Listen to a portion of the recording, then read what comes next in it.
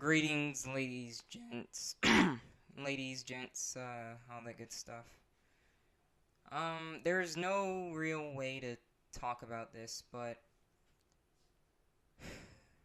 company standards in the gaming community, well, in the gaming industry, I mean, they really need to be lowered.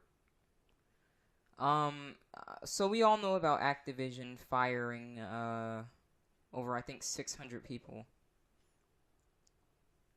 But it goes in a lot deeper than this, guys. This is something that's only just now been brought up to speed, but I've looked over the recent, I guess, ongoings of the companies pertaining to games, and what I've just discovered is heartbreaking. I'm going to go through a list of a few companies that, due to poor management, over 1,000 plus people are now jobless or soon to be jobless. Okay, let me go over these companies. Just give me one moment. Okay, so we all know about Activision and Blizzard. That's 600 people. Now we've got companies in Australia known as Razer Mobile, and they're laying off about 240 plus people. ArenaNet employees are being laid off because the game isn't making a lot of money, but still, these people are being laid off. So, adding the 600 plus people to the 240 plus people, as well as the Razer ArenaNet employees, we don't have a set number, but it's estimated 100 plus people. This is over 1,000 people who are without a job or soon to be jobless.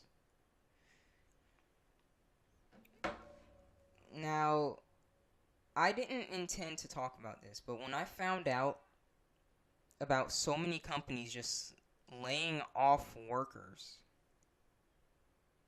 I felt the need to make this video. What are these companies defining as success? When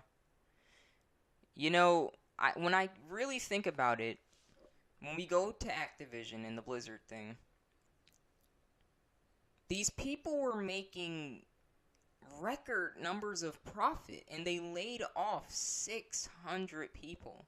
600 people who are now unsure about where their income is. 600 people who are now unsure how they're going to feed their family and pay bills. It really just gives you a cynical aspect on things sometimes. Because after doing such a horrific thing like that, I think I think he's the CEO, just announces that, we've made record profit. It's really easy to sit back there and laugh when it's not affecting you, huh? It's really nice to just be able to say, well, okay, we're not satisfied, so I'm going to fire the employees that take orders from management. Because you see, the thing about these whole, firing things, and it goes beyond gaming, but I just need to, bring this up. The thing about this is you can't disobey your boss. I really see a misconception when we're going around and blaming the devs. Oh, it's the devs' fault. It's the devs. It's not the devs' fault. The devs have to obey management. I don't see you on any job telling your boss what you are going to do and what you're not going to do. If you do that, you will kindly be fired. But in this case, they did what their bosses wanted them to do, and they still got fired. And the craziest part is, it's not going to change anything. It's not. Management is the one who's effing up these games. We really, as the gaming community, need to stop attacking the developers. The developers have put their heart and soul into this. They cannot decide they can't decide the final product. Management has to allow that. Management has to give their okay. And these games that are quote-unquote failing or releasing in a poor state, it's not because of the developers. It's because of management. We're going out and attacking these people who are busting their tail, not getting paid nearly what they should. And then on top of that, we're going around and slandering them? When it's management that's the one who's just walking away and reaping the rewards of these people that are putting their blood, sweat, and tears into this. But for them, it's not enough. So when a game fails, even if it releases in a ridiculously successful format, such as Battlefield 5, which people actually thought was going to fail, but sold 8 million copies, we're still firing people. These people don't know where their money's going to come in. They don't know how they're going to feed their family. These people have lives. Lives being affected by some management and their stupidly ridiculous standards.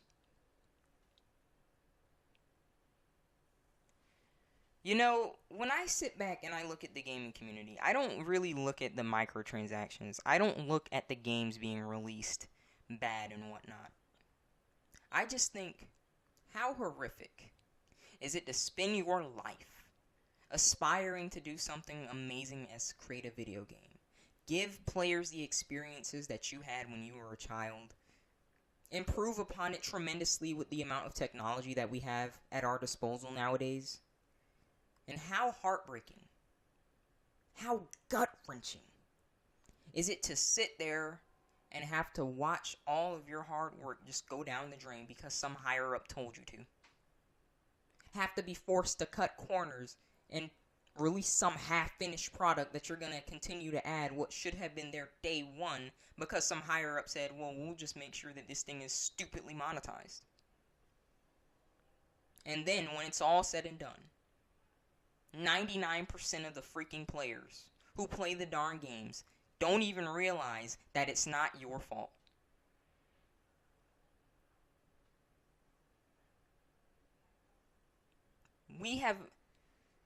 These people are jobless. This is over 1,000 people who do not have a source of income right now. Who could have been relying on that work to pay the next bill. Jobless. Because of management's stupidly high standards.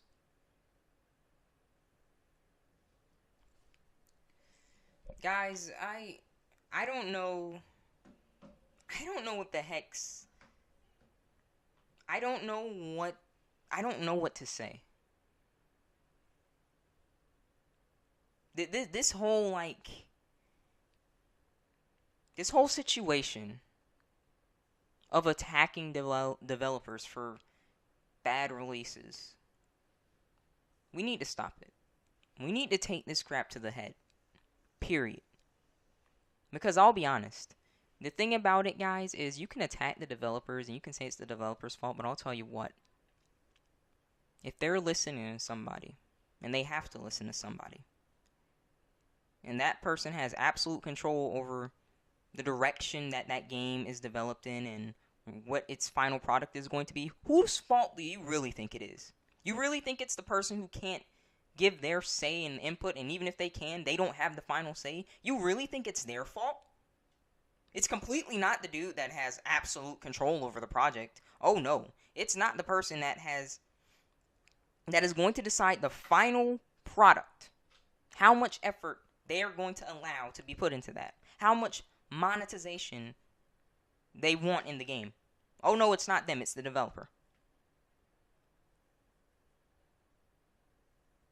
And the majority of the gaming community can't even recognize it's not the dev's fault. Listen, guys, I'm not trying to yell at anyone here, but when I saw that over 1,000 people, 1,000 are now jobless or soon to be jobless, I felt compelled to make this video. It's freaking heartbreaking to know that your life is going to be impacted in such a huge way because some person has high standards and and they're living absolutely fine. You know, like, they're just fine. They don't have to worry about where the next bill's gonna come. You know, they're set. They're ridiculously rich. But everyone else who is going to be impacted, oh no, they just get fired. A lot of times, not even within a week's notice. And it's something that's happening more and more. Listen, I don't really ask for things like this, but like, please share this video and just start some kind of movement. I don't know, hashtag savedevelopers. I don't know if that'll catch trend or something, but what is going on to these developers is completely unfair. To be impacted so negatively because some stupid CEO sitting on mountains of cash isn't happy is ridiculous.